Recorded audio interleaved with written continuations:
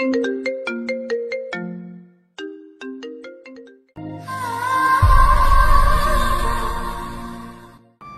কাছে আসবেন না, দেখুন আমাকে একদম স্পর্শ করার চেষ্টা করবেন না, আমাকে ছেড়ে দিন প্লিজ, আমাকে কিছু করবেন না।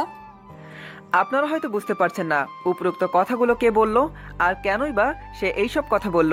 চলুন একটু অতীত থেকে ঘুরে আসি। কলেজের সবচেয়ে মেধাবী এবং ট্যালেন্টফুল ছাত্র ছিল শাকিল। ছেলেটা নেশা করা তো দূরের কথা, আজ পর্যন্ত একটা সিগারেটও টান দিয়ে দেখেনি সে। দিনের বেশি সময় ছেলেটা বই নিয়েই ব্যস্ত থাকতো। কোনো মেয়ের সাথে কথা বলা তো দূরের কথা, আজ পর্যন্ত কোনো মেয়ের দিকে অন্য দৃষ্টিতেও তাকায়নি সে। বাবার অনেক টাকা থাকা সত্ত্বেও কোনোদিন কারোর সাথে কখনো টাকার অহংকার করেনি। এক কথায় বলতে গেলে কলেজের সবচেয়ে শান্ত এবং ভদ্র ছেলে ছিল শাকিল। ওই যে দূরের মেয়েকে দেখছেন, ওর নাম বৃষ্টি। কলেজের প্রায় সব ছেলের ক্রাশ। আজ পর্যন্ত অনেকগুলো প্রেমের প্রস্তাব পেয়েছে, কিন্তু সেইগুলো কখনো অ্যাকসেপ্ট করেনি সে। একদিন টিফিনের সময় সবাই যখন খেলাধুলা করছিল, শাকিল তখন ক্যাম্পাসের বটগাছের নিচে বসে বই পড়ছিল। এমন সময় বৃষ্টি এসে শাকিলের পাশে বসলো। শাকিল একবার বৃষ্টির দিকে তাকিয়ে আবার পড়া শুরু করলো। কিছু সময় দুইজন নীরব থাকার পর বৃষ্টি বলল, তুমি কলেজের সবচেয়ে ট্যালেন্টফুল ছাত্র, তাই না? ট্যালেন্টফুল ছাত্র কিনা জানি না, তবে ভালো করার চেষ্টা করি। আমরা কি ফ্রেন্ড হতে পারি? মেয়েটার কথা শুনে ছেলেটা মেয়েটার দিকে অবাক দৃষ্টিতে তাকিয়ে রইল। আজ পর্যন্ত কেউ তার সাথে বন্ধুত্ব করতে চায়নি, এই মেয়েটাই প্রথম যে তার সাথে বন্ধুত্ব করতে চেয়েছে। এই যে কি দেখছো, ফ্রেন্ডস? হ্যাঁ, অবশ্যই। তারপর থেকে শুরু হয় তাদের বন্ধুত্ব। প্রথমে আপনি আপনি থেকে শুরু করে তারপর তুমি, তারপরে তুইতে চলে এসেছে। দুজনে একে অপরকে ছাড়া এক মুহূর্তও চলতে পারে না। একে অপরের সঙ্গে দুষ্টুমি করা, একে অপরকে শাসন করাই ছিল তাদের বন্ধুত্ব। এমন ভাবেই চলতে থাকে। চলতে চলতে কখন যে শাকিল মেয়েটাকে ভালোবেসে ফেলে নিজেও জানে না, কিন্তু কখনো নিজের মনের কথা মুখ ফুটে বলতে পারেনি, সাহসী পায় না। একদিন ভাবে আজ বৃষ্টিকে তার মনের কথা বলে দিবে। দুজনে সেই বট গাছের নিচে বসে আছে। কিছু সময় নিস্তব্ধ থাকার পর শাকিল বলল, বৃষ্টি, তোমাকে একটা কথা বলবো। কি কথা বলো? আমি তোমাকে ভালোবেসে ফেলেছি। তোমাকে ছাড়া আমি একটা মুহূর্তেও চলতে পারি না। যেখানেই যাই সেখানেই শুধু তোমাকেই। কথাটা শেষ হওয়ার আগেই শাকিলের গালে ঠাস করে একটা থাপ্পড় মারল বৃষ্টি। শাকিল গালে হাত দিয়ে বসে আছে আর ভাবতেছে, আমি আসলেই কাউকে ভালোবাসার যোগ্য না। আমার মতো একটা ছেলেকে কেই বা ভালোবাসবে? এমন সময় বৃষ্টি বলল, এই কথাটা বলতে এত দেরি করলে কেন? আমিও তোমাকে ভালোবাসি। সেই প্রথম যেদিন তোমাকে দেখেছিলাম সেদিনই তোমাকে আমার ভালো লেগে গেছিল। একটা কিস দাও তো। এই না, আমার লজ্জা করে। শাকিল বৃষ্টির কপালে একটা চুমু দিয়ে বৃষ্টিকে তার বুকে জড়িয়ে নিল। এভাবেই পেরিয়ে যেতে থাকলো তাদের সময়। এগোতে থাকলো দিনের পর দিন। শাকিল বৃষ্টিকে খুব বেশি ভালোবাসতো, কিন্তু বৃষ্টি কখনো শাকিলকে ভালোবাসতো না, ভালোবাসতো তার টাকাকে। বৃষ্টি প্রতিনিয়ত শাকিলের থেকে টাকা নিত আর শাকিল সেগুলো বিনা প্রশ্নে বৃষ্টিকে দিত। একদিন শাকিল চোখে মোটা ফ্রেমের চশমা পরে কাঁধে ব্যাগ নিয়ে কলেজের পথে রওনা হলো। কিছু দূর যাওয়ার পর শাকিল যা দেখলো তা দেখার মতো অবস্থা শাকিলের ছিল না। কিছু দূর যাওয়ার পর দেখে বৃষ্টি একটা ছেলের বুকে মাথা রেখে রিকশায় বসে কথা বলতে বলতে চলে যাচ্ছে। শাকিলের পৃথিবীটা পুরো এলোমেলো হয়ে গেল। শাকিলের মনে হচ্ছে যেন তার পায়ের তলা থেকে মাটি সরে যাচ্ছে। শত কষ্টের মাঝেও শাকিল কলেজে চলে আসলো। কলেজে আসতেই বৃষ্টি তার সামনে এসে দাঁড়ালো। ছেলেটাকে? কোন ছেলেটা? ওই যে একটু আগে তোমার সাথে রিকশায় আসলো। ওইটা আমার বয়ফ্রেন্ড। বয়ফ্রেন্ড মানে? বয়ফ্রেন্ড মানে প্রেমিক। তাহলে আমি কে? তুমি কি করে ভাবলে তোমার মতো একটা খ্যাত ছেলেকে ভালোবাসবো আমি? তোমাকে আমার প্রয়োজন ছিল, তাই তোমাকে ব্যবহার করেছি। আর কখনো আমার সামনে আসবে না। কথাটা বলেই বৃষ্টি সেখান থেকে চলে গেল আর শাকিল বোকার মতো সেখানে দাঁড়িয়ে রইল। শাকিলের আর ক্লাস করতে ইচ্ছা করছিল না, তাই শাকিল সেখান থেকে বাসায় চলে আসলো। সেদিনের পর থেকে সম্পূর্ণ বদলে যায় শাকিল। যে ছেলেটা মেয়েদের দিকে ফিরেও তাকাতো না, আজ সে ছেলেটা মেয়েদেরকে বিরক্ত করে। যে ছেলেটা একটা সিগারেটও টান দিয়ে দেখেনি কখনো, আজ সেই ছেলেটা বিভিন্ন নেশায় মগ্ন থাকে। যে ছেলেটা সন্ধ্যার পর থেকে বেরি হতো না, আজ সেই ছেলেটা অনেক রাত করে বাসায় ফেরে। প্রতিদিনের মতো আজ রাতেও নেশা করে বাসায় ফিরতেছে, তবে আজ নেশাটা একটু বেশি হয়ে গিয়েছে। বাসায় আব্বু আম্মু বোন কেউই নেই। সকলেই শাকিলের আব্বুর এক বন্ধুর মেয়ের বিয়ের দাওয়াতে গিয়েছে, তাই আজ একটু বেশি রাত করে বাসায় ফিরতেছে। প্রচুর নেশার জন্য একে বেঁকে গাড়ি চালাইতেছে। রাতে রাস্তায় এমনিতেই গাড়ি থাকে না, তাই কোনো সমস্যা হচ্ছে না। একটু দূরে তাকিয়ে দেখলো রাস্তার পাশে একটা মেয়ে দাঁড়িয়ে আছে। গাড়িটা একটু সামনে যেতেই মেয়েটা গাড়ি থামানোর জন্য হাত দিয়ে ইশারা দিল। ছেলেটা গাড়িটা দাঁড় করালো। ভাইয়া, আমাকে একটু লিফট দিবেন প্লিজ? অনেক বিপদে পড়েছি, রাস্তায় একটা গাড়িও পাচ্ছি না। উঠুন। ধন্যবাদ ভাইয়া। মেয়েটা গাড়িতে উঠে বসলো। শাকিল আবার গাড়ি চালাতে শুরু করলো। মেয়েটাকে দেখে শাকিল রাগে জ্বলে পড়ে যাচ্ছে। সেদিনের পর থেকে আর কোনো মেয়েকে সহ্য করতে পারে না সে। সেদিন শাকিলের নেশাটা একটু বেশি হয়ে গিয়েছিল, তাই কি করেছে সে নিজেও জানে না। ছেলেটা হাইওয়ে পেরিয়ে একটা জঙ্গলের রাস্তায় ঢুকলো। মেয়েটা ছেলেটাকে জিজ্ঞাসা করলো, ভাইয়া, এদিকে কোথায় যাচ্ছেন? আমার বাসা তো উল্টো দিকে। আপনি গাড়ি দাঁড় করান, আমি নেমে যাব। শাকিল গাড়ি থেকে পিস্তলটা বের করে মেয়েটার দিকে ধরে বলল, চুপ করে বস, বেশি কথা বললে পিস্তল দিয়ে মাথা ফুটো করে দেব। প্লিজ আমাকে যেতে দিন বাসায়। আমার মা বাবা আমার জন্য অপেক্ষা করছে। আবার কথা বলে। শাকিল গাড়িটা জঙ্গলের ভিতর একটা পোড়া বাড়িতে নিয়ে দাঁড় করালো। ছেলেটার এমন আচরণ দেখে ভয়ে মেয়েটার গলা শুকিয়ে গেল। ছেলেটা নেমে পিস্তলটা মেয়েটার দিকে ধরে বলল, নাম গাড়ি থেকে। আমার কাছে আসবেন না। দেখুন, আমাকে একদম স্পর্শ করার চেষ্টা করবেন না। আমাকে ছেড়ে দিন প্লিজ। আমাকে কিছু করবেন না। এখানে চেঁচিয়ে লাভ নেই, এখানে কেউ তোর চিৎকার শুনতে পাবে না। মেয়েটা গাড়ি থেকে নামলো। শাকিল মেয়েটাকে নিয়ে পোড়া বাড়ির ভিতরে ঢুকে মেয়েটাকে ঘরের ভিতরে ছুঁড়ে ফেলে দিল। ছেলেটা যত মেয়েটার কাছে এগোতে যাচ্ছে মেয়েটা তত দূরে সরে যাচ্ছে। একসময় মেয়েটার দেয়ালের সাথে পিঠ থেকে গেল। মেয়েটা চিৎকার করে কাঁদছে, তবুও তার কান্না কেউ শুনতে পাচ্ছে না। ছেলেটা মেয়েটার একদম কাছে চলে আসলো। মেয়েটা জানে এখন আর তার বাঁচার কোনো পথ নেই। মেয়েটা দুই চোখ বন্ধ করে নীরবে দু চোখের অশ্রু ফেলছে। ছেলেটা মেয়েটার সামনে এসে মেয়েটার ওড়না ছুঁড়ে মাটিতে ফেলে দিল। তারপর ছেলেটা মেয়েটাকে ধর্ষণ করলো। মেয়েটা চিৎকার করে কাঁদছে, কিন্তু তার আর্তনাদ শোনার মতো এখানে কেউ নেই, কারণ এই জঙ্গলে আশেপাশে কেউ থাকে না। এখানে শুধু থাকে বন্য পশু পাখি, যারা কখনো মানুষের ডাকে সাড়া দিতে পারে না। ছেলেটা ধর্ষণ করার পর মেয়েটার জামা কাপড় মেয়েটার দিকে ছুঁড়ে মারলো। মেয়েটা কাপড় জড়িয়ে ধরে আরো উচ্চ জোরে কাঁদা শুরু করে দিল। ছেলেটা করুণ সুরে বলল, কাপড়টা পরে নে। দেখ, কান্নাকাটি আমার একদম ভালো লাগে না। চুপ করে কাপড়টা পরে নিয়ে আমার পিছন পিছন আয়। মেয়েটা কাপড় চোপড় নিয়ে ছেলেটার সাথে পোড়াবাড়ি থেকে বেরিয়ে এসে গাড়িতে বসলো।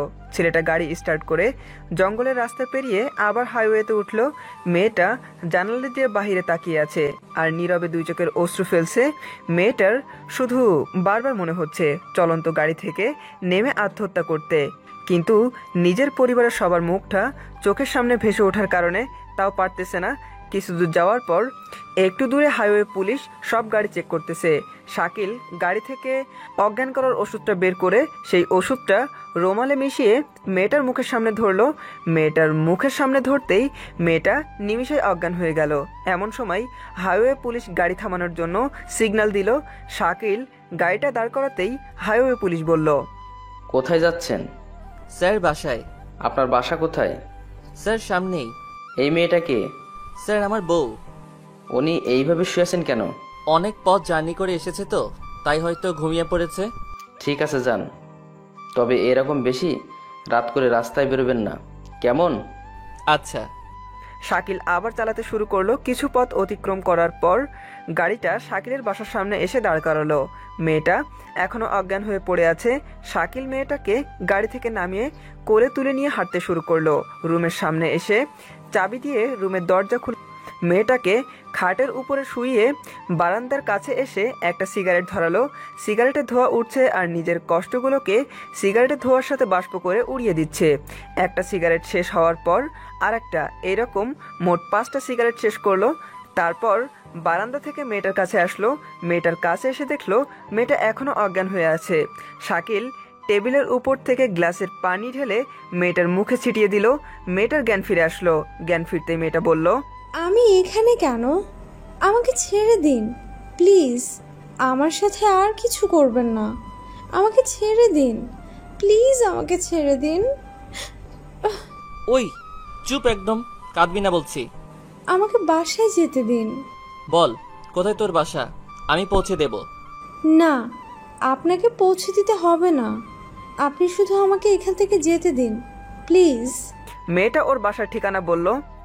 শাকিল মেয়েটাকে নিয়ে গাড়ির সামনে গিয়ে বসলো।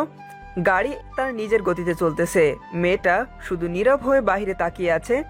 তার প্রচুর চিৎকার করে কাঁদতে ইচ্ছা করতেছে, কিন্তু পারতেছে না। দেখতে দেখতে মেয়েটার বাসা চলে আসলো। মেয়েটাকে তার বাসার সামনে নামিয়ে দিয়ে শাকিল বাসায় চলে আসলো। মেয়েটা বাসায় ঢুকতেই বাবা এসে তার সামনে এসে দাঁড়ালো। এতক্ষণ কোথায় ছিলে? মেয়েটা চুপ করে আছে। কি হলো, কথা বলতিস না কেন? বাসায় আসতে এত রাত হলো কেন? আসলে আব্বু নীলার পার্টিটা একটু বেশি সময় ধরে হয়েছে। এরপর থেকে আর কখনো রাতে কোথাও যাবি না, যা রুমে যা। মেয়েটা রুমে চলে গেল। রুমে গিয়ে দরজা আটকে দিয়ে চিৎকার করে কাঁদতে শুরু করলো। রুমটা সাউন্ড প্রুফ, তাই ভেতরের কান্নার আওয়াজ বাইরে আসছে না। এমন সময় কারো দরজার আঘাত করার আওয়াজ শোনা গেল। দরজায় আঘাত করার শব্দ শুনে মেয়েটা চমকে উঠল। দ্বিতীয়বার দরজায় আঘাত করতেই মেয়েটা নিজের 2 চোখের অশ্রু মুছে নিয়ে দরজা খুলে দিল। দরজাটা খুলতেই সামনে তাকিয়ে দেখে তার মা দাঁড়িয়ে আছে। মেয়েটা আবার তার মাকে জড়িয়ে ধরে চিৎকার করে কাঁদতে শুরু করলো। কি রে লামিয়া, কাঁদছিস কেন? কি হয়েছে বল আমাকে। আব্বু বকা দিয়েছে দেখে কাঁদছিস, তাই না? কাঁদিস না, তোর আব্বু তোকে অনেক ভালোবাসে, তোর ভালোর জন্য এসব কথা বলেছে।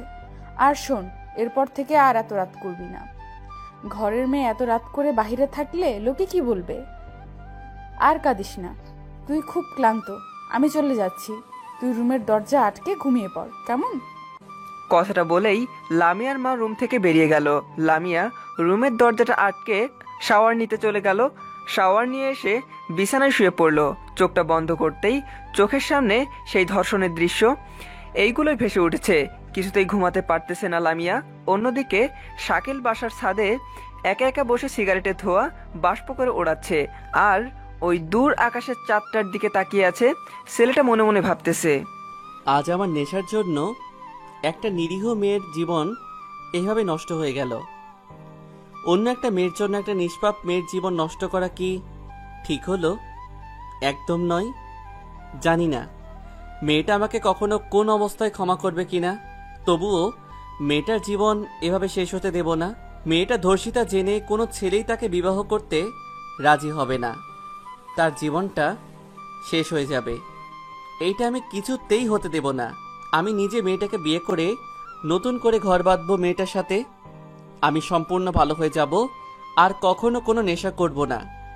এইসব কথা ভাবতে ভাবতে কখন যে ছাদের উপরেই ঘুমিয়ে পড়েছি বুঝতেই পারিনি। আজ কলেজে আসতে ইচ্ছে করছিল না, নিজের অনিচ্ছা সত্ত্বেও কলেজে চলে আসলাম। কলেজে এসে দেখলাম আমার বেস্ট ফ্রেন্ড রাফি এখনো কলেজে আসেনি। রাফি আমার বেস্ট ফ্রেন্ড। রাফির সব কথা আমার সাথে, আর আমার সব কথাই রাফির সাথে শেয়ার করি। কলেজে এসে রাফিকে একটা ফোন করলাম। হ্যালো। কি রে, কই তুই? বাসায়। আজ কলেজে আসবি না? না রে দোস্ত। কলেজ আই প্লিজ, তোর সাথে একটা জরুরি কথা আছে। কি কথা, ফোনে বল। ফোনে বলা যাবে না, তুই আসলে বলবো। আচ্ছা তুই দাঁড়া, আমি আসতেছি। কলেজ ক্যাম্পাসে বসে কিছু সময় অপেক্ষা করার পর রাফি কলেজে চলে আসলো। রাফি কলেজে আসতেই আমি রাফিকে ডাক দিলাম, রাফি এদিকে আয়। কি যেন জরুরি কথা বলবি বলছিলে? বলছি, বস এখানে। রাফি আমার পাশে বসলো। দোস্ত, কাল রাতে অনেক বড় একটা অপরাধ করে ফেলছি রে। কি অপরাধ? কাল রাতে আমি রাফিকে সব কথা খুলে বললাম। কথাগুলো শোনার পর রাফি সম্পূর্ণ নিস্তব্ধ হয়ে গেল। কিছু সময় দুজন নীরব থাকার পর রাফি বলল, সি, তুই আমার বন্ধু হয়ে এসব করতে পারলি? সরি দোস্ত, কাল রাতে নেশাটা এত বেশি হয়ে গিয়েছিল যে কি করতে কি করে ফেলেছি বুঝতেই পারিনি। মেয়েটা কি চিনিস তুই? না রে, শুধুমাত্র ওর বাসার ঠিকানাটা জানি। মেয়েটা ধর্ষিতা জেনে ওকে তো আর কেউ বিয়ে করবে না। তোর জন্য একটা নিষ্পাপ মেয়ের জীবন শেষ হয়ে যাবে। না, এইটা আমি কিছুতেই হতে দেব না। আমি নিজে বিয়ে করব মেয়েটাকে। তাহলে তো অনেক ভালো হবে। আচ্ছা চল বাসায় যাই। আজ আর ক্লাস করব না। তারপর আমি আর রাফি কলেজ থেকে বেরিয়ে একটা রিক্সা নিয়ে রাফিদের বাসার সামনে নেমে গেল, আর আমি আমার বাসায় চলে আসলাম। বাসায় এসে ফ্রেশ হয়ে আমার রুমে এসে বসে আছি। এমন সময় আম্মু আমার রুমে আসলো। আম্মু আমার রুমে এসে বলল, টেবিলে খাবার দিয়েছি, খেতে আয়। আম্মু শোনো। কি কিছু বলবি? হুম। কি বলবি বল। আম্মু, তোমরা না আমার বিয়ের কথা বলছিলে না? তো আমি বিয়ে করতে রাজি, তবে আমার একটা শর্ত আছে। কি শর্ত? আমার একটা মেয়েকে খুব পছন্দ হয়েছে, আমি তাকেই বিয়ে করতে চাই। তাই নাকি? কে সে? নাম কি? কোথায় থাকে? নাম তো জানি না, তবে বাসার ঠিকানাটা জানি। আচ্ছা, তুই খেতে আয়, আমি তোর আব্বুকে বলে দেখি।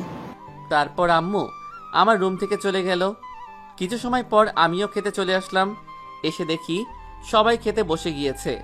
আমি টেবিলে গিয়ে বসতেই আম্মু আমার জন্য প্লেটে খাবার বেড়ে দিল। খাওয়ার সময় আম্মুকে চোখ দিয়ে ইশারা দিলাম কথাটা আব্বুকে বলার জন্য। কিছু সময় পর আম্মু বলল, যদি রাগ না করো তবে তোমাকে একটা কথা বলবো। কি কথা বলো? তোমার ছেলে একটা মেয়েকে খুব পছন্দ হয়েছে, ও তাকেই বিয়ে করতে চায়। তাই নাকি ভাইয়া? নাম কি তার? কোথায় থাকে?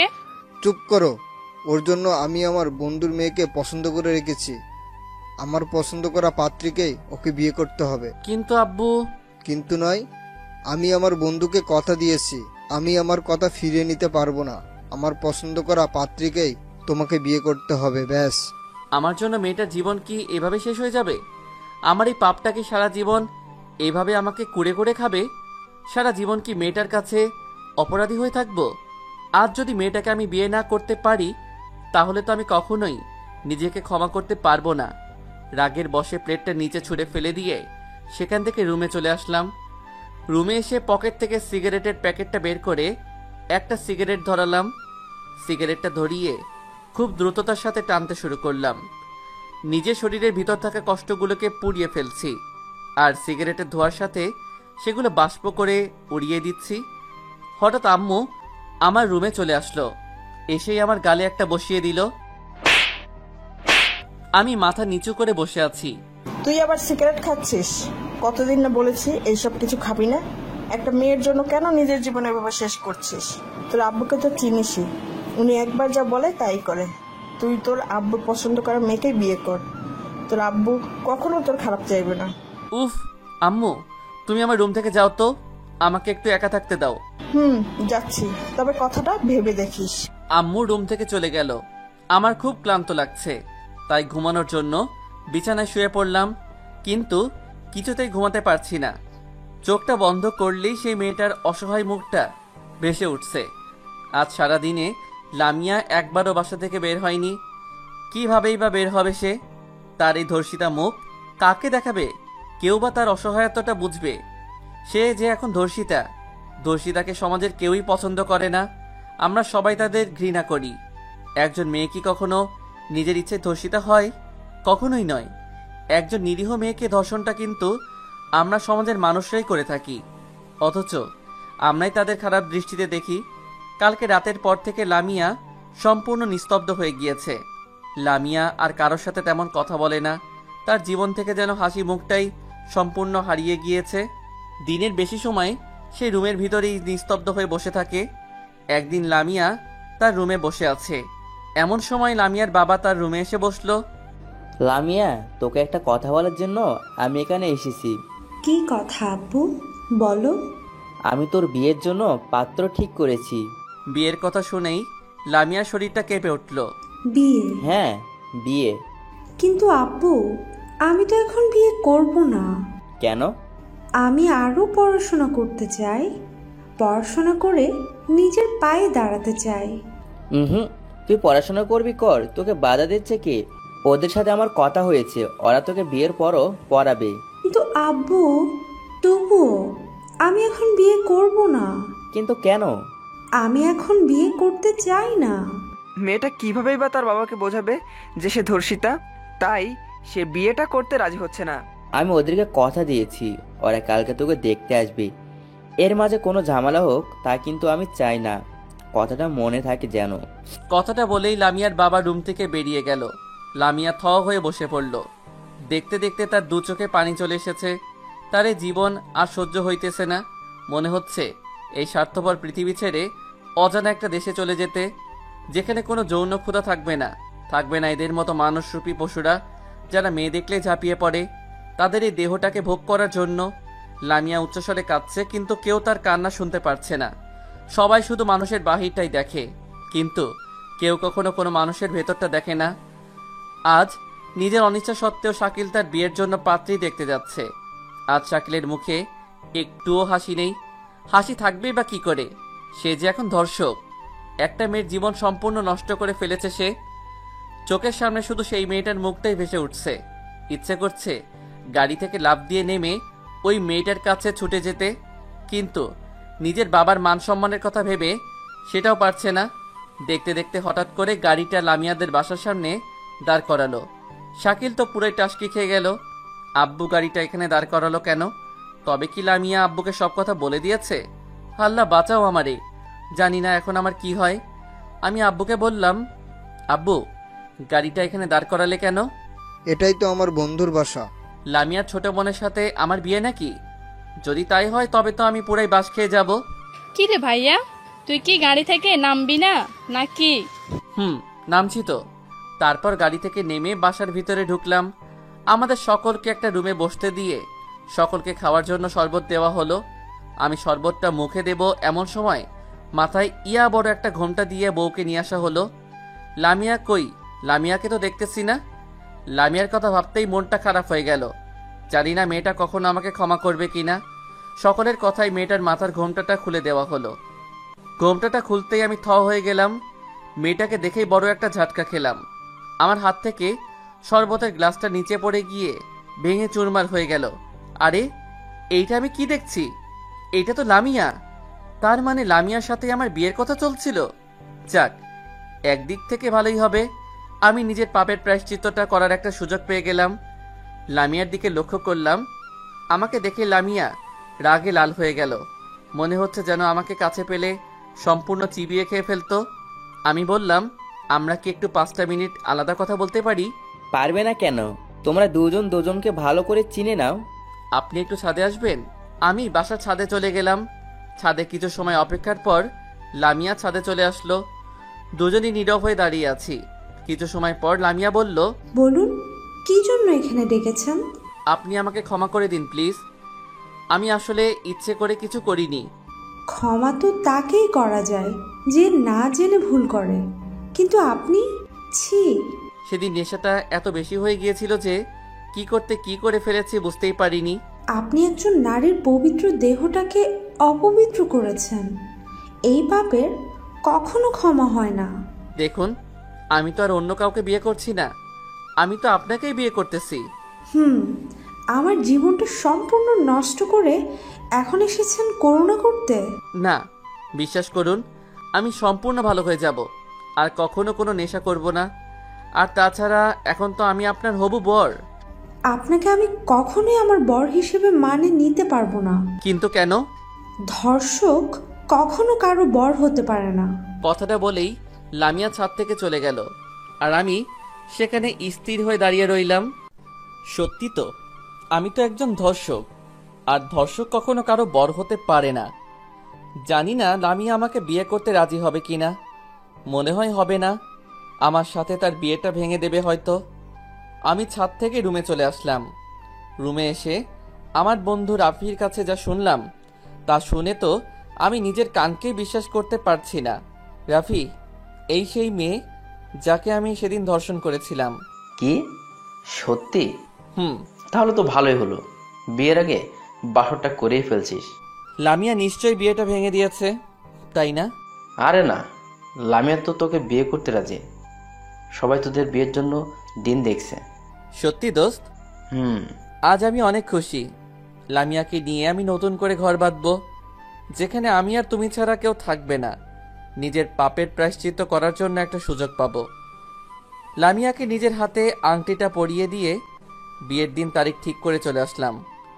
সামনের শুক্রবারে আমাদের বিয়েটা ঠিক করা হলো। আপনারা সকলে আমন্ত্রিত, বিয়েতে আসবেন কিন্তু। আজ আমার গায়ে হলুদ। বাড়িটাকে অনেক সুন্দর করে সাজানো হয়েছে। বাড়িটাকে দূর থেকে দেখে চেনাই যাচ্ছে না। কোনে বাড়ি থেকে মেয়ের বোনেরা আমার জন্য হলুদ নিয়ে আসলো। ব্যাপারটা কি? মেয়ের বোনেরা হলুদ নিয়ে আসছে কেন? নিশ্চয়ই খারাপ কোনো মতলব আছে। দেখাই যাক না কি হয়। আমার হবু শালিকারা হলুদের বাটিটা নিয়ে আমার কাছে চলে আসলো। বউ যদি হবু হয় তাহলে শালিকারা হবু হবে না কেন? বাহ, কি বুদ্ধি আমার! এই জন্যই তো পরীক্ষায় এত কম নম্বর পাই। যাই হোক, শালিকারা আমার সামনে এসে দাঁড়ালো। তখন মেঘলা বলল, মেঘলা লামিয়ার একমাত্র ছোট বোন। দুলা ভাই, আপনার গাল দুটো দেন তো। কেন? গাল দিয়ে কি করবে? কিস করবে বুঝি? জি না, আপনার কিস খাওয়ার ইচ্ছে হয়, আপনি আপুর থেকে খায়েন। তাহলে কি করবে? এই হলুদ দিয়ে আপনার দুগালে একটু আদর করব। কি ব্যাপার, হলুদ এমন লাল দেখা যাচ্ছে কেন? কি হলো দুলা ভাই, দেব? কি আর করব, হাজার হলেও তো শালিকা বলে কথা, তার কথা কি আর ফেলতে পারি? আমার দু গাল মেঘলার দিকে এগিয়ে দিলাম। নিজের ইচ্ছা মতো সবাই আমার গালে হলুদ মেখে দিয়ে হাসতে হাসতে চলে গেল। ওরা যাওয়ার কিছু সময় পরই আমার গাল দিয়ে আগুন বেরোতে শুরু করলো। দু গাল ঝালে জ্বলে পড়ে যাচ্ছে। তার মানে হলুদের সাথে মরিচের গুঁড়া মেশানো ছিল। খাইছে আমারে। বলেই দিলাম এক দৌড়ে সোজা বাড়ির পাশের পুকুরটাতে নেমে পড়লাম। সেখানে অনেক সময় থাকার পর বাসায় এসে গোসল করলাম। বিকেলে আমার বন্ধু রাফিকে বললাম, দোস্ত, আমার একটা কাজ করতে পারবি? কি কাজ বল? 500 টাকার একটা এবং 1000 টাকার 3টা নোট হাতে দিয়ে বললাম, এই নে। কি করবে এত টাকা দিয়ে? এই টাকাগুলো বাজার থেকে ছাপিয়ে নিয়ে আয়। কেন বলতো? এত প্রশ্ন করিস কেন? যা বলছি তাই কর। রাফি টাকাগুলো ছাপাতে বাজারে চলে গেল। রাতে টাকাগুলো ছাপিয়ে নিয়ে এসে আমার হাতে দিল রাফি। তারপর রাফি আর আমি একসাথে শুয়ে পড়লাম। কিছু সময় পর আমি বললাম, রাফি, কাল একটা কাজ করবি? তোর কোন কাজটা আমি করিনি বলতো? কালকে ওরা যখন টাকা নেওয়ার জন্য গেটে আটকাইবে, তখন এই ছাপানো টাকাগুলো ওদের দিয়ে চলে আসবি। কি বলছিস ভাই? ওরা জানতে পারলে আমাকে হেভি মার দিবে। তোকে যা বলছি তাই করবি। আর এত ভয় পাচ্ছিস কেন? আমি তো আছি। সেটাই তো বড় ভয়। কি বললি তুই? কই কিছু না তো। আমি আবার কি বললাম? আচ্ছা, এখন ঘুমা, কাল তাড়াতাড়ি উঠতে হবে। তারপর দুজন একসাথে ঘুমিয়ে পড়লাম। আজ আমার বিয়ে। সেই কখন থেকে ফ্রেন্ডের সাথে মাইক্রোতে বসে আছি, এখনো পর্যন্ত আমার চাচাতো খালাতো ফুফাতো বোনদের আসার কোনো নামগন্ধই নেই। আসলে মেয়ে মানুষ এইরকমই, একবার সাজতে বসলে আর উঠতেই চায় না। আমার বিয়ের জন্য একটা বাস আর একটা মাইক্রো ঠিক করা হয়েছে। ওই তো ওরা সবাই চলে এসেছে। তারপর সবাই চললাম কনে বাড়িতে যাওয়ার উদ্দেশ্যে। মাইক্রোতে বেশ কিছু সময় অপেক্ষার পর আমরা বিয়ে বাড়িতে চলে আসলাম। বাহ, বাড়িটাকে বেশ সুন্দর করে সাজানো হয়েছে তো। বিয়ে বাড়ির গেটেই আমাদের সকলকে আটকে দেওয়া হলো।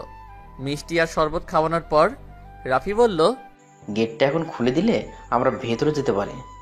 না না, আগে 5000 টাকা দিন, তারপর গেট খুলে দেওয়া হবে। ওমর খোদা, এত টাকা আমরা দিতে পারবো না। 1000 টাকা দেই। জি না, 1000 টাকা আমরা নেব না। তাহলে কম কত চান বলুন? ঠিক আছে, আপনারা 3000 টাকাই দেন। আচ্ছা, এই নেন 3000 টাকা। এর সাথে আপনাদের 500 টাকা বাড়িয়ে দিলাম।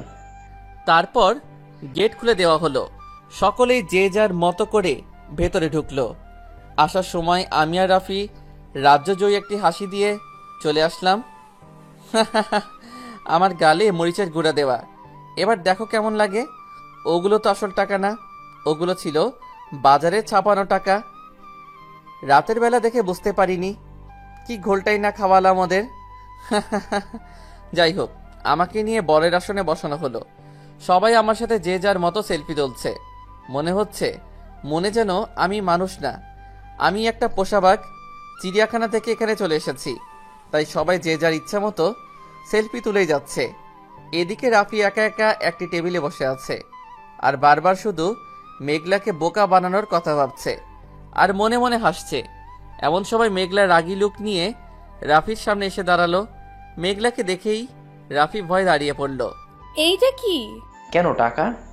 এইটা টাকা? আমারে বোকা বানানো? দাঁড়ান, দেখাইতেছি মজা। রাফির আর পাইকে কথাটা শেষ হওয়ার আগেই দিছে একটা দৌড়। মেঘলাও রাফির পেছন পেছন দৌড় দিল। রাফি দৌড়ে সিঁড়ি বেয়ে ছাদে উঠে পড়ল। মেঘলাও তার পিছন পিছন আসছে। হঠাৎ মেঘলা পা স্লিপ কেটে রাফির উপর পড়ে গেল। রাফি নিচে আর মেঘলা উপরে, দুজন দুজনের দিকে অপলক দৃষ্টিতে তাকিয়ে আছে। এরকম কিছু সময় থাকার পর রাফি বলল, এটা কি হলো? কি হলো? আপনি এভাবে আমার উপর পড়লেন কেন? আমার কি দোষ? পা স্লিপ কাটলো বলেই তো। মেয়ে তো নয়, যেন 3 মনের লবণের বস্তা। কি বললেন? আমি লবণের বস্তা? তা নয় তো কি। তবে রে। বলেই মেঘলা রাফিকে মারতে শুরু করলো। রাফি মেঘলার হাতটা টান দিল। হাতটা টান দিতেই মেঘলার ঠোঁট এসে রাফির ঠোঁটের উপর পড়ল। দুজনেই নীরব হয়ে আছে। কিছু সময় পর মেঘলা রাফির উপর থেকে উঠে মিষ্টি মিষ্টি হাসতে হাসতে চলে গেল। রাফি মেঘলার দিকে অপলক দৃষ্টিতে তাকিয়ে আছে আর ওর চলে যাওয়া দেখছে।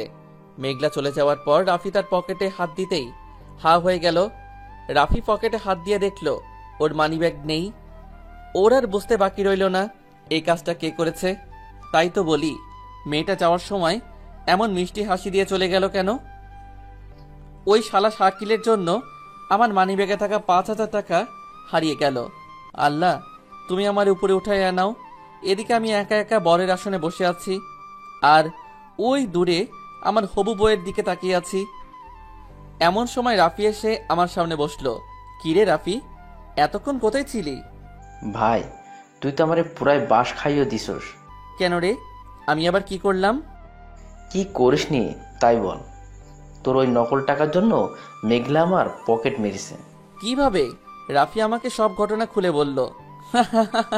তাই নাকি? 3,000 টাকার জন্য আমার মানিব্যাগে থাকা 5,000 টাকা মেরে দিয়েছে। ভালো তো। দাঁড়া, তোর হাসা বের করছি। তোর ফোনটা দে তো। কেন রে, ফোন দিয়ে কি করবি? মেঘলার থেকে টাকা ফেরত চাইবি নাকি? তোকে দিতে বলছি দে। আমি আমার ফোনটা বের করে রাফির হাতে দিলাম। কিছুক্ষণ চাপার পর রাফি ফোনটা আমার হাতে দিয়ে চলে গেল। আহ, মেঘলার কি বুদ্ধি! শেষ পর্যন্ত এভাবে নিজের টাকা আদায় করে নিল। যাক, একদিক থেকে ভালোই হয়েছে, আমার টাকাটা তো বেঁচে গিয়েছে। যা গিয়েছে সব রাফির গিয়েছে। কিছু সময় পর আমার ফোনে বিকাশ থেকে একটা মেসেজ আসলো, ইওর অ্যাকাউন্ট হ্যাজ বিন 15,000 টাকা। হাই হাই, আমার বিকাশে আর মাত্র 15,000 টাকা আছে কেন? কালকে তো দেখলাম 20,000 টাকা। তার মানে রাফি আমার থেকে 5,000 টাকা ওর বিকাশে মেরে দিয়েছে। রাফি আমার বিকাশের পাসওয়ার্ড পূর্বে থেকে জানতো, তাই ওর টাকা ওয়েট করতে কোনো সমস্যা হয়নি। তাই তো বলি, রাফি আমার ফোন নিয়ে এতক্ষণ চাপতেছিল কেন? এবার আমি কি করি? সব টাকা শেষ পর্যন্ত আমার থেকে চলে গেল। আল্লাহ রে আল্লাহ, আমার মাইরা হালা, আমার 5,000 টাকাই জলে চলে গেল। তারপর আমাদের বিয়েটা সম্পূর্ণ হয়ে গেল। আমরা বউ নিয়ে বাসায় চলে আসলাম। বাসায় এসে বউকে বাসর ঘরে রেখে এসে বন্ধুদের সাথে বসে আড্ডা দিতেছি। বন্ধুদের সাথে আড্ডা দিতে দিতে অনেকটা সময় পেরিয়ে গেল। এদিকে আমার বন্ধুরা আমাকে ছাড়ছেই না। বাসর ঘরে কখন থেকে বউ আমার জন্য অপেক্ষা করছে আর এরা তো বুঝতেই চাচ্ছে না। আমি আমার বন্ধুদের বললাম, দোস্ত তোরা থাক, আমাকে এখন রুমে যেতে হবে। কেন রে, এত তাড়া কেন? বাসর ঘরে তোদের ভাবি আমার জন্য অপেক্ষা করছে। ভাবির কাছ থেকে আর দূরে থাকতে মন চাইতেছে না না? আচ্ছা যা, তবে বাসর ঘরে বিড়ালটা ঠিক মতো মারিস। তারপর আমি আমার বন্ধুদের কাছে থেকে আমার রুমে চলে আসলাম। রুমের দরজার সামনে দাঁড়াতেই চোখ পড়লো আমার চাচাতো মামাতো খালাতো বোনদের উপর। দেখি ওরা লামিয়ার সাথে বসে আড্ডা দিচ্ছে। আমি রুমের ভিতরে ঢুকতেই ওরা সকলেই রুম থেকে বেরিয়ে আসলো। বেরিয়ে আসার সময় আমার মামাতো বোন মায়া বলল, তোর সাথে এখানে আমি থাকতাম, কিন্তু কিছু স্বপ্ন স্বপ্নই থেকে যায়, তা কখনো বাস্তবে রূপ নিতে পারে না। ভালো থাকিস তোরা, লামিয়ারে কখনো কষ্ট দিস না। কথাটা বলেই মায়া রুম থেকে বেরিয়ে গেল। তখন আমার খালাতো বোন তানজিলা বলল, ভাইয়া, বিড়ালটা একটু জোরে মারিস কিন্তু। বলেই সবাই হাসতে হাসতে বেরিয়ে গেল। আমি রুমের দরজা আটকে দিয়ে লামিয়ার সামনে গিয়ে দাঁড়ালাম। লামিয়ার সামনে গিয়ে দাঁড়িয়ে ওর ওই গোলাপি ঠোঁট দুইটার দিকে তাকালাম। ওর ঠোঁট দুইটার দিকে তাকিয়ে নিজেকে আর সামনে রাখতে পারলাম না।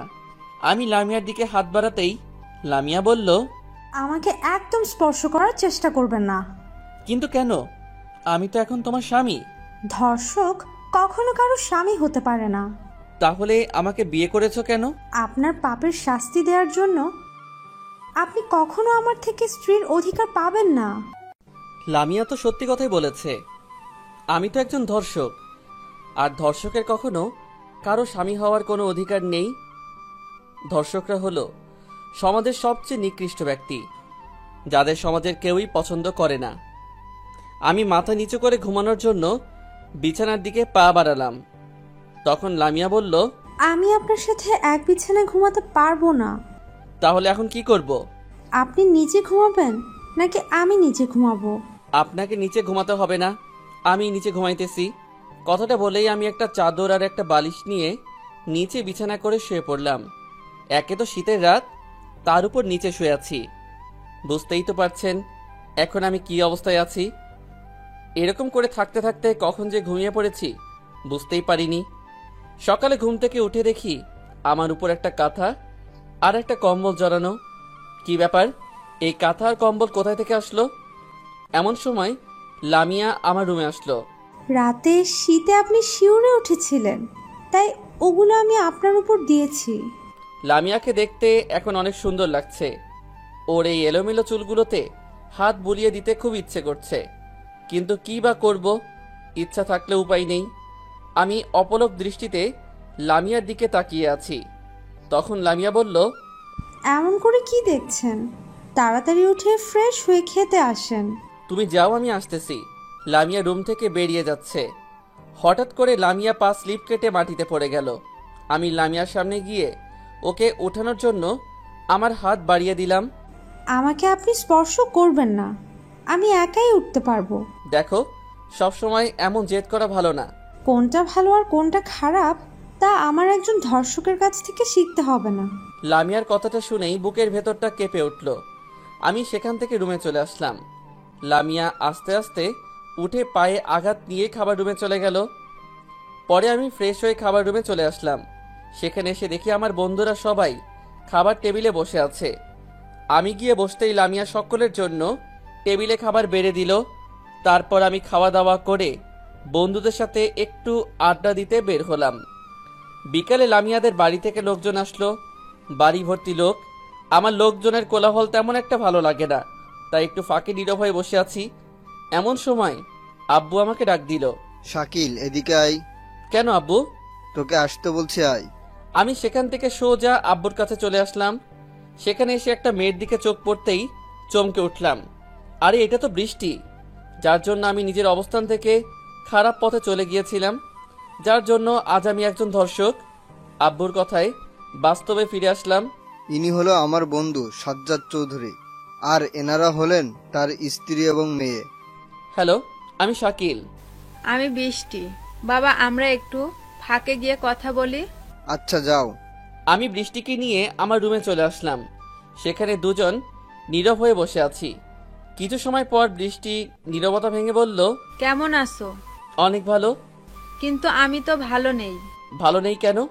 ভালো থাকার জন্যই তো আমাকে ছেড়ে চলে গিয়েছো। তোমার সাথে বেইমানি করেছি বলেই হয়তো আমার সাথে এমনটা হয়েছে। কেন, কি হয়েছে? সিয়াম আমাকে ভালোবাসতো না, ও শুধু ভালোবাসতো আমার শরীরকে। ওর সাথে তোমার আর কোনো কথা হয় না? না, তুমি চলে যাওয়ার কিছুদিন পরে ও আমাকে ছেড়ে চলে গিয়েছে। তোমার ফোন নাম্বারটা দাও তো। কেন? আমার ফোন নাম্বার দিয়ে তুমি কি করবে? জীবন সঙ্গিনী হয়ে তো থাকতে পারলাম না, তাই ফ্রেন্ড হয়েই না হয় সারা জীবন তোমার পাশে থাকবো। আচ্ছা নাও, 01740। ধন্যবাদ। কথাটা শেষ না হতেই দরজার সামনে তাকাতেই আমার চোখ আটকে পড়ল। দরজার সামনে তাকিয়ে দেখি লামিয়া আমার দিকে রাগী লুক নিয়ে তাকিয়ে আছে। আমি উঠে দাঁড়াতেই লামিয়া দরজার সামনে থেকে চলে গেল। আমি লামিয়ার পিছন পিছন হাঁটতে শুরু করলাম। লামিয়া, দাঁড়াও, যেও না, আমার কথাটা শোনো।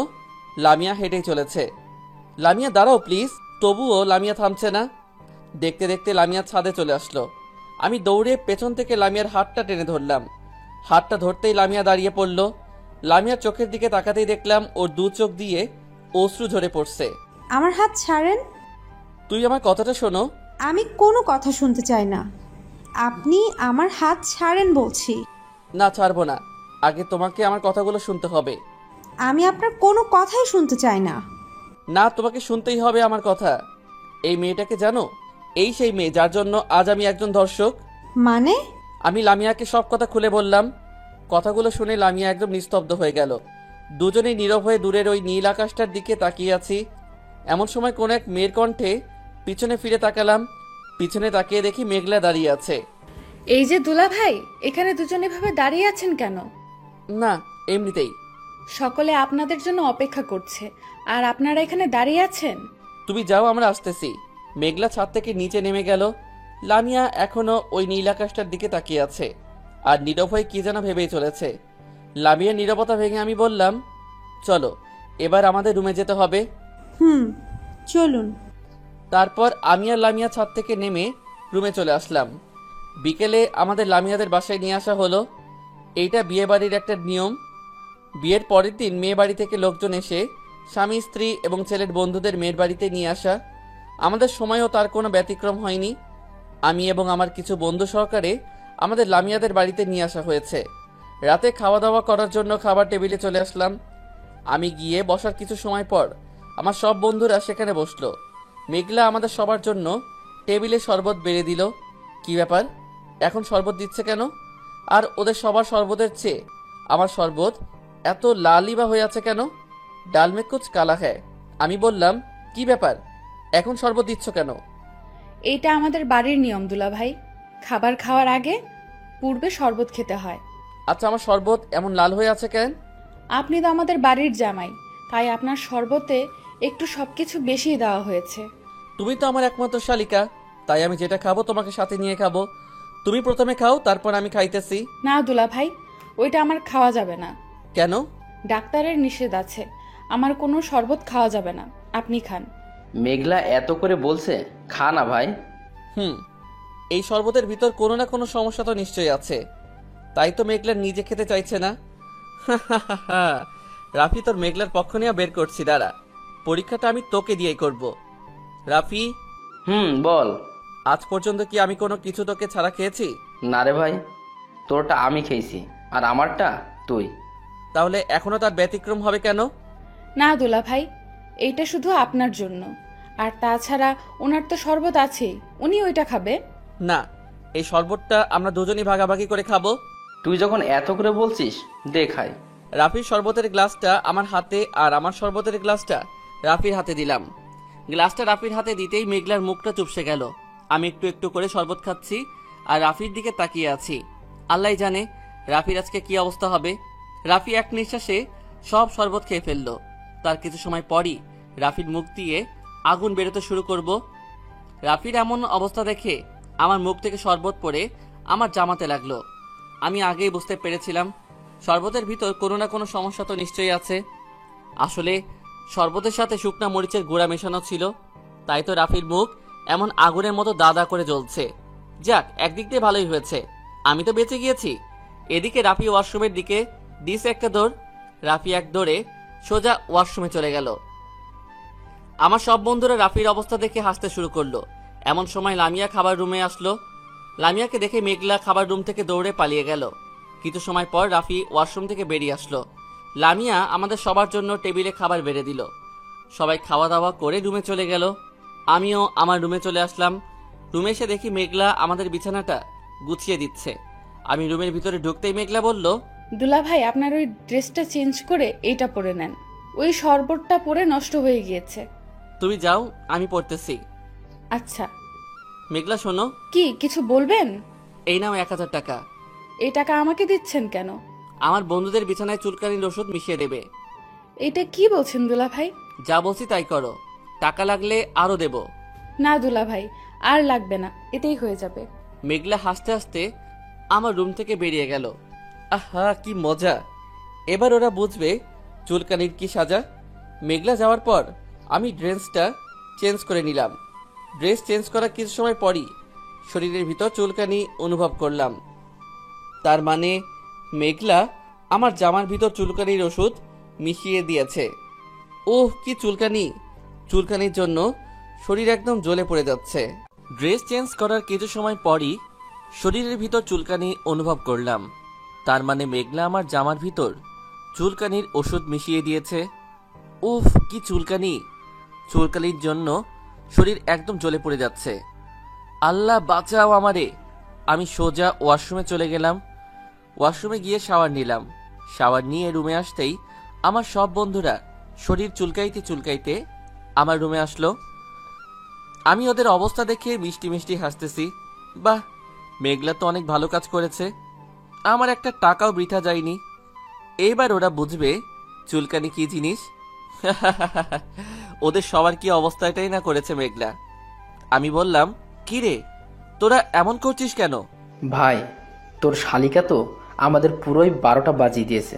কেন রে, কি করেছে ও? কি করিনি তাই বল। তোর শালিকা আমাদের বিছানায় চুলকানির ওষুধ মিশিয়ে দিয়েছে।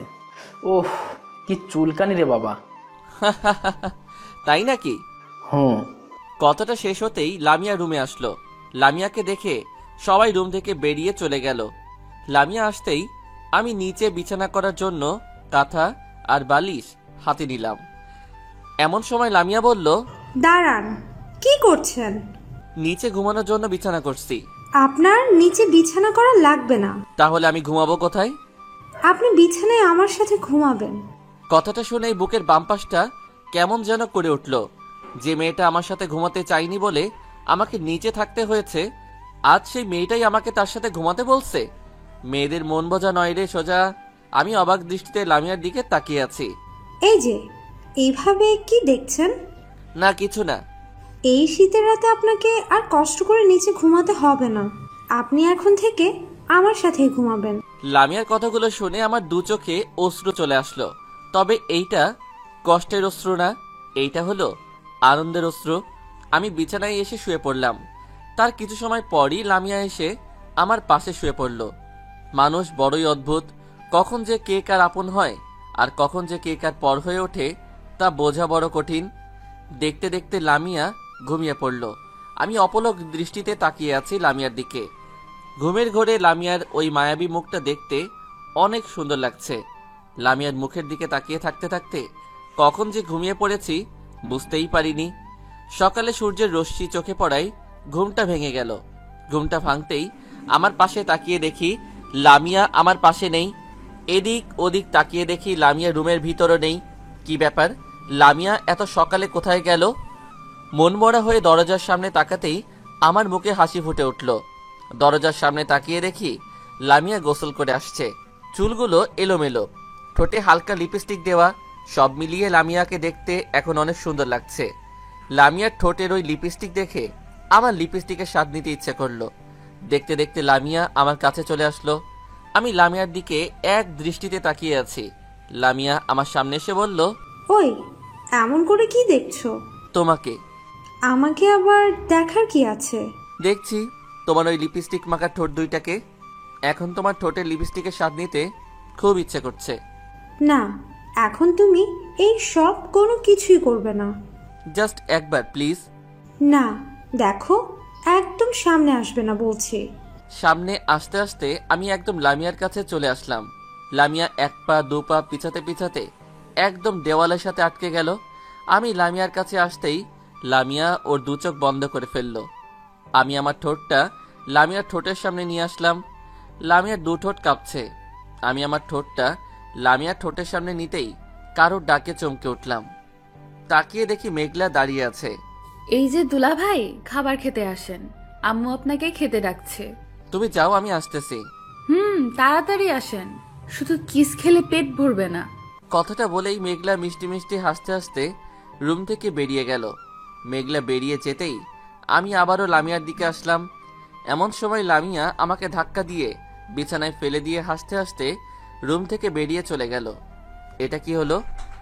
লামিয়ার কাছে আসার যে একটা সুযোগ পেয়েছিলাম তাও মেঘলার জন্য মিস হয়ে গেল। তারপর আমি ফ্রেশ হয়ে খাবার রুমে চলে আসলাম। সেখানে এসে দেখি আমার সব বন্ধুরা আমাকে রেখেই খেতে বসে গিয়েছে। শালারা এক একটা কিভাবে খাচ্ছে দেখেন, গরু মনে হয় ওদের মতো করে খায় না। আমি গিয়ে বসার কিছু সময় পর ওদের সবার খাওয়া হয়ে গেল। ওরা যার যার মতো করে রুমে চলে গেল। এমন সময় লামিয়া খাবার রুমে আসলো। সেখানে এসে লামিয়া আমার পাশে এসে বসলো। মেঘলা আমাদের দুজনের জন্য প্লেটে খাবার বেড়ে দিল। আমি খেতে শুরু করলাম। লামিয়া খাচ্ছে না, শুধু আমার দিকে রাগী লোক নিয়ে তাকিয়ে আছে। কিছু সময় পর পায়ের উপর একটা আঘাত অনুভব করলাম। নিচে তাকিয়ে দেখি লামিয়া ওর পা দিয়ে আমাকে আঘাত করেছে। আহ!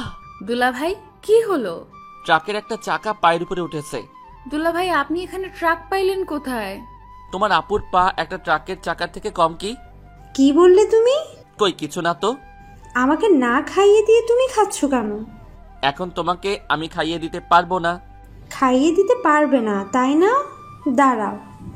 বলেই লামিয়া পা দিয়ে দ্বিতীয় আঘাত করলো। কে বললো খাইয়ে দেব না? দিচ্ছি তো, হা করো। লামিয়া ইয়া বড় একটা হা করলো। আমি নিজের হাতে লামিয়াকে খাইয়ে দিচ্ছি। কি বউ পেয়েছি। বউ আমাকে না, আমাকেই বউকে খাইয়ে দিতে হচ্ছে। মেঘলা আমার অবস্থা দেখে মিষ্টি মিষ্টি হাসছে। তখন আমি বললাম, মেঘলা তুমি খেয়েছো? না, আপনারা খাওয়ার পর খাবো। নাও হা করো। না দুলাভাই আপনারা খান, আমি পরে খাবো। হা করো বলছি। মেঘলা হা করতেই আমি মেঘলাকে খাইয়ে দিলাম। আহা কি শান্তি, দুই সাইডে দুই বউকে খাইয়ে দিচ্ছি। এরকম কিছু সময় পর মেঘলা বলল, দুলাভাই আপনি হা করেন তো। কেন? আপনাকে আমি একটু খাইয়ে দেই। আচ্ছা দাও। মেঘলা আমার প্লেট থেকে খাবার নিয়ে আমার মুখে তুলে দিল। একটু খাওয়ার পরই মুখের ভিতর ঝাল অনুভব করলাম। আমার প্লেটের দিকে তাকিয়ে দেখি আমার প্লেটে রাখা কাঁচা মরিচটা নেই। তার মানে মেঘলা আমার খাবারের সাথে মরিচটা মিশিয়ে দিয়েছে। মুখটা খুললেই মনে হচ্ছে আমার সমস্ত মুখ দিয়ে আগুন বেরোতে শুরু করবে। এরকম অবস্থায় লামিয়ার ওই মায়াবী মুখটার দিকে তাকাতেই আমার সমস্ত ঝাল হজম হয়ে গেল। তারপর আমি ওদের দুজনকে খাইয়ে দিয়ে এসে রুমে চলে আসলাম। বিকেলে বউকে নিয়ে লামিয়াদের বাড়ি থেকে আমাদের বাড়িতে চলে আসতেছি। এমন সময় মেঘলা আমাকে ডাক দিল। মেঘলা আমাকে ডাক দিতেই আমি পেছনে ফিরে তাকালাম। এই যে দুলাভাই শুনছেন? বলো। আপনার বন্ধু রাফির ফোন নাম্বারটা একটু দেন তো। কেন? এমনি দেন না প্লিজ। আচ্ছা নাও, 017249046। ধন্যবাদ। শালিকা তুমি আমারে অনেক জ্বালাই আছো। এবার বুঝবে জ্বালানো কাকে বলে। ওইটা তো রাফির নাম্বার না। রাফির নাম্বারের পরিবর্তে আমার নাম্বার দিয়ে দিয়েছি। আমাকে মরিচ খাওয়ানো। এবার বুঝবে কোন মরিচে কত ঝাল। যাই হোক, তারপর সবার থেকে বিদায় নিয়ে আমরা আমাদের বাড়িতে চলে আসলাম। বাসায় এসে আমি আমার রুমে বসে ল্যাপটপ চালাইতেছি। এমন সময় লামিয়া আমার পাশে এসে বসলো। কিছু সময় পর লামিয়া বলল, এই যে শোনো। কিছু বলবে? আচ্ছা বলো কি বলবে। চলো না একটু ছাদ থেকে ঘুরে আসি। তুমি যাও, আমি যাব না। চলো না প্লিজ প্লিজ প্লিজ। আচ্ছা চলো। তারপর আমি লামিয়াকে নিয়ে ছাদে যাওয়ার উদ্দেশ্যে রওনা হলাম। ছাদে সিঁড়ির সামনে আসতেই লামিয়া দাঁড়িয়ে পড়ল। আমি সিঁড়ি বেয়ে উপরে উঠতে পারবো না। তাহলে আমি কি করব? আমাকে কোলে তুলে নিয়ে উপরে নিয়ে যাও। আমি পারবো না। আর তাছাড়া অন্যরা দেখলে কি বলবে? তুমি আমাকে কোলে তুলে নেবে না তাই তো? আচ্ছা যাও, নিতে হবে না। আমাকে কোলে তুলে নেবে কেন? আমি তোমার কে হই? আমি তো তোমার কেউ হই না। ওই বৃষ্টি তো তোমার সব। ওই চুপ, আর কখনো এইসব কথা বলবে না। তারপর আমি লামিয়াকে কোলে তুলে নিয়ে ছাদে চলে আসলাম। ছাদে এসে বেশ কিছু সময় দুজন একসাথে কাটানোর পর রুমে আসার জন্য রওনা হলাম। হঠাৎ করে লামিয়া পা স্লিপ কেটে সিঁড়ির উপর পড়ে গেল। সিঁড়ির উপর পড়ার ফলে লামিয়া পায়ে আঘাত পেল। আমি লামিয়াকে কোলে তুলে নিয়ে এসে রুমে চলে আসলাম। রুমে আসতেই লামিয়া আমার থেকে নেমে দৌড়ে চলে গেল। কি ব্যাপার, লামিয়ার তো পায়ে ব্যথা, তাহলে এমন দৌড়ে পালিয়ে গেল কেন? তার মানে লামিয়া আমার কোলে ওঠার জন্য এই অভিনয়টা করেছে। কি পাজি মেয়ে রে বাবা। রাতে খাওয়া দাওয়া করে রুমে এসে শুয়ে পড়লাম। এমন সময় আমার ফোনে মেঘলার নাম্বার থেকে ফোন আসলো। পাখি চালে আটকাইছে। আমি ফোনটা রিসিভ করলাম। আসসালামু আলাইকুম। ওয়ালাইকুম আসসালাম। কে বলছেন? রাফি ভাইয়া, আমাকে চিনতে পারছেন না? আমি মেঘলা। ও তুমি? তা কি মনে করে ফোন করলে এখন? আপনাকে খুব মিস করছিলাম, তাই ফোনটা করলাম। তাই বুঝি। কি করেন এখন? এই তো শুয়ে আছি। তুমি কি করো? আমিও শুয়ে আছি। এরকম আরো কিছু সময় কথা বলার পর ফোনটা রেখে দিলাম। ফোনটা রেখে দেওয়ার পরপরই লামিয়া রুমে চলে আসলো। লামিয়া রুমে এসে সোজা আমার পাশে শুয়ে পড়লো। তারপর আমরা দুজন একসাথে ঘুমিয়ে পড়লাম। সকালে ঘুম থেকে উঠে দেখি লামিয়া আমার বুকের উপর শুয়ে আছে। আমি কোনো কিছুই বলছি না, শুধু লামিয়ার ওই মায়াবী মুখটার দিকে তাকিয়ে আছি। এমন সময় লামিয়া ঘুম থেকে উঠে পড়ল। ওই এইভাবে তাকিয়ে আছো কেন? তোমার ওই মায়াবী মুখটাকে দেখছি। এভাবে দেখবে না, আমার খুব লজ্জা করে। তো কিভাবে দেখবো? জানি না। তোমার ওই গোলাপি ঠোঁট দুটাকে চুষে খেতে খুব ইচ্ছা করছে। না, এখন না, প্লিজ। এখন আমি তোমার কোনো বাধাই মানব না। কথাটা বলেই আমি আমার ঠোঁট দুইটা লামিয়ার ঠোঁটের সামনে নিয়ে আসলাম। আমি যত লামিয়ার কাছে আসছি, লামিয়া তত জোরে জোরে নিঃশ্বাস ফেলছে। আমার ঠোঁট দুইটা লামিয়ার ঠোঁটের সাথে লাগাতেই লামিয়ার নিঃশ্বাস আরো দ্বিগুণ বেড়ে গেল। আমি আমার ঠোঁট দুইটা লামিয়ার ঠোঁটের সামনে নিয়ে আসলাম। আমি যত লামিয়ার কাছে আসছি, লামিয়া তত জোরে জোরে নিঃশ্বাস ফেলছে। আমার ঠোঁট দুইটা লামিয়ার ঠোঁটের সাথে লাগাতেই লামিয়ার নিঃশ্বাস আরো দ্বিগুণ বেড়ে গেল। আমি আলতো করে লামিয়ার কোমরে হাত রাখলাম। কোমরে হাত রাখতেই লামিয়া শিউরিয়ে উঠল। এমন সময় দরজায় কারো আঘাত করার শব্দ শুনতে পেলাম। লামিয়া গিয়ে দরজাটা খুলতেই দেখি আম্মু দাঁড়িয়ে আছে। বৌমা, এখনো তোমরা ঘুম থেকে ওঠোনি? এই তো উঠতেছি আম্মু। তোমরা তাড়াতাড়ি ফ্রেশ হয়ে খেতে আসো। আচ্ছা। আম্মু রুম থেকে বেরিয়ে যেতেই লামিয়া সোজা ওয়াশরুমে চলে গেল। লামিয়া ফ্রেশ হয়ে আসার কিছু সময় পর আমি ওয়াশরুমে চলে আসলাম। ওয়াশরুমে গিয়ে ফ্রেশ হয়ে খাবার রুমে আসলাম। খাবার রুমে এসে বসার কিছুক্ষণ পরই আব্বু চলে আসলো। লামিয়া আমাদের জন্য প্লেটে খাবার বেড়ে দিল। আমরা খেতে শুরু করলাম। কিছু সময় পর আব্বু বলল, শাকিল, আজকে বৌমাকে নিয়ে একটু শপিংয়ে নিয়ে যাস তো। কেন আব্বু? কেন মানে? বৌমার জন্য কেনাকাটা করতে যাবি। আমি পারবো না। কেন পারবি না? আব্বু, আমার এসব শপিং টপিং ভালো লাগে না। আমি তোকে যেতে বলেছি, তুই যাবি ব্যাস। আর এই নে টাকা। তারপর আমি খাওয়া দাওয়া করে রুমে চলে আসলাম। উফ, কি ঝামেলা রে বাবা, এখন বউকে নিয়ে আবার শপিংয়ে যেতে হবে। আজকে যদি লামিয়াকে নিয়ে শপিংয়ে না যাই, তবে আব্বু আমার 12টা বাজিয়ে দিবে। এক প্রকার জোর করেই বিকেলে বাইকটা বের করে লামিয়াকে নিয়ে শপিংয়ের উদ্দেশ্যে রওনা হলাম। কিছু পথ চলার পর একটা দোকানের সামনে বাইকটা দাঁড় করালাম। বাইকটা রাস্তার পাশে রেখে এসে দোকান থেকে একটা সিগারেট কিনে লামিয়ার সামনে আসলাম। লামিয়ার সামনে এসে দেখি লামিয়া আমার দিকে রাগী লুক নিয়ে তাকিয়ে আছে। আমি সামনে এসে সিগারেটে একটা টান দিতেই লামিয়া আমার মুখ থেকে সিগারেটটা নিয়ে ভেঙে ফেললো। এটা কি হলো? কি হলো? তুমি আমার সিগারেটটা এভাবে ভেঙে ফেললে কেন? তোমার সাহস তো কম নয়, তুমি সিগারেট খাচ্ছ, তাও আবার আমার সামনে। তাই বলে সিগারেটটা ভেঙে ফেলবে? তো কি করব? তুমি আর কখনো সিগারেট খাবে না। খেলে কি করবে? তোমার ওই পোড়া ঠোঁট দিয়ে আমাকে কিস করতে দেব না। কথাটা বলেই লামিয়া মন খারাপ করে অন্যদিকে ঘুরে রইল। আমি পেছন থেকে লামিয়াকে জড়িয়ে ধরে বললাম, ঠিক আছে সোনা, আর কখনো সিগারেট খাবো না। মনে থাকে জানো। কি করছো? ছাড়ো, সবাই দেখছে তো। এমন সময় সামনে তাকিয়ে দেখি স্কুলের ছোট ছোট বাচ্চারা আমাদের দুজনকে এমন অবস্থায় দেখে হাসছে। আমি লজ্জায় লামিয়াকে ছেড়ে দিলাম। তারপর বাইকটা স্টার্ট করে দুজন মার্কেটে চলে আসলাম। লামিয়া নিজের ইচ্ছে মতো করে কেনাকাটা করছে। আমি মার্কেটের অন্য দিকটায় একটু ঘুরে দেখতে আসলাম। অন্য দিকটায় এসে একটা মেয়ের দিকে চোখ পড়তেই অবাক হয়ে গেলাম। একটু দূরে তাকিয়ে দেখি বৃষ্টি দাঁড়িয়ে আছে। আমাকে দেখে বৃষ্টি আমার সামনে আসলো। তুমি এখানে? এই একটু কেনাকাটা করতে আসলাম। তুমি? আমিও তো। তা তুমি একাই এসেছো? আরে না, আমার সাথে লামিয়াও আসছে। কই, লামিয়াকে তো দেখছি না তো। ও একটু ভিতরে কেনাকাটা করছে। ও আচ্ছা। এমন সময় কারো ডাকে পিছনে ফিরে তাকালাম। পিছনে ফিরে তাকিয়ে দেখি লামিয়া দাঁড়িয়ে আছে। এই যে, শুনছো? কি হলো, তোমার কেনাকাটা শেষ? চলো এখন বাসায় যাই। আচ্ছা চলো। বৃষ্টি, এখন আসছি কেমন? আচ্ছা আসো। মার্কেট থেকে দুজন বেরিয়ে আসলাম। মার্কেট থেকে বেরিয়ে কিছু দূর আসার পর হঠাৎ করে লামিয়ার কাঁধে রাখা ব্যাগটা ছিনতাই হয়ে গেল। আমি ব্যাগটা ফিরিয়ে আনার জন্য ছিনতাইকারীর পিছন পিছন দৌড় দিলাম। কিছু পথ দৌড়ানোর পর আমি ব্যাগ ধরে লাথি মেরে লোকটাকে মাটিতে ফেলে দিলাম। লোকটা উঠেই আমাকে ছুরি দিয়ে আঘাত করলো। আমি ছুরিটা হাত দিয়ে আটকে ঘুরতেই আমার হাত কেটে রক্ত বেরোতে শুরু করলো।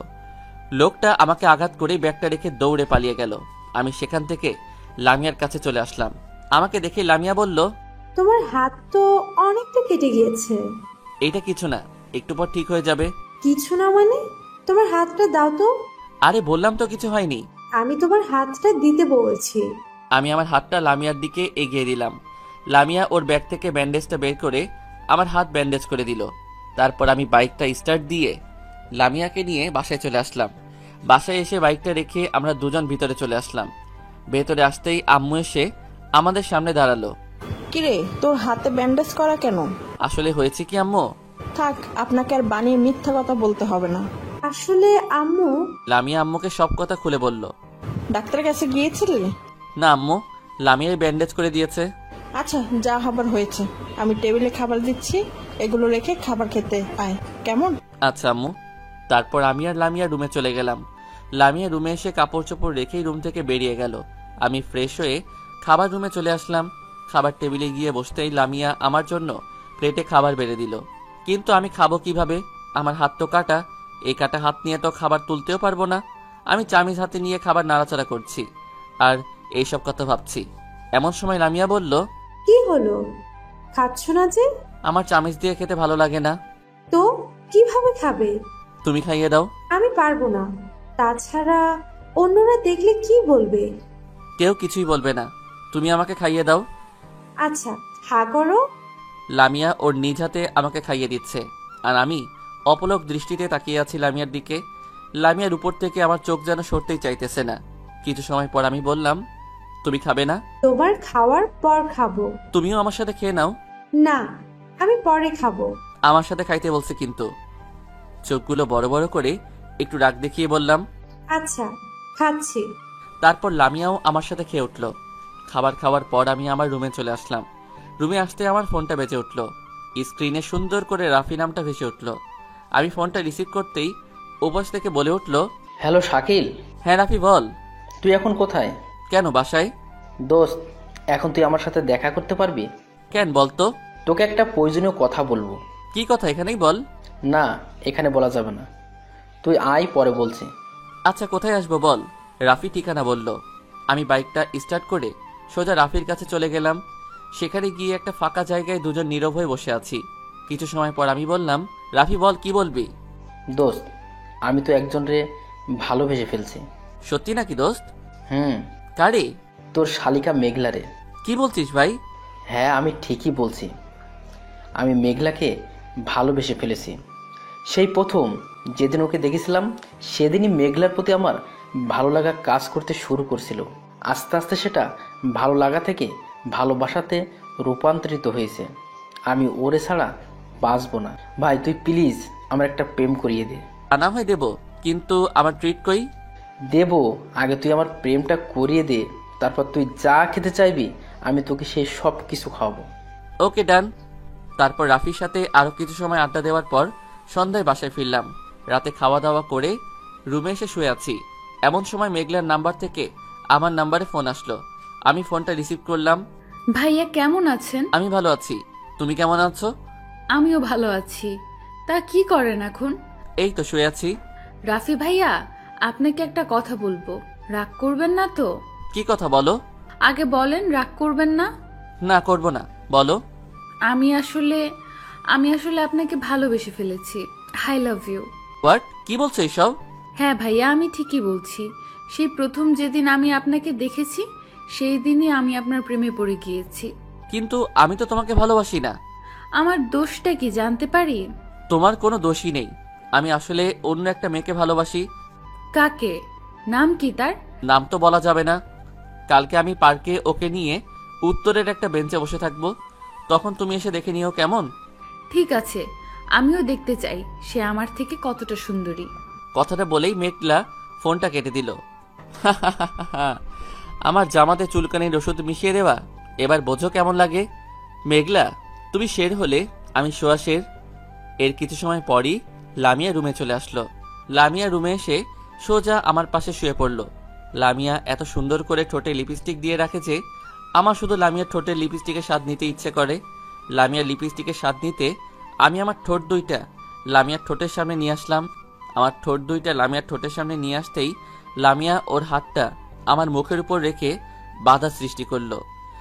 আমি লামিয়ার হাতটা সরিয়ে দিয়ে ওর ঠোঁটের সাথে আমার ঠোঁট লাগিয়ে কিস করতে শুরু করলাম। লামিয়া কেমন যেন উন্মুক্ত হয়ে গেল। তারপর আমি লামিয়ার বুকের উপর থেকে ওর ওড়নাটা সরিয়ে ফেললাম।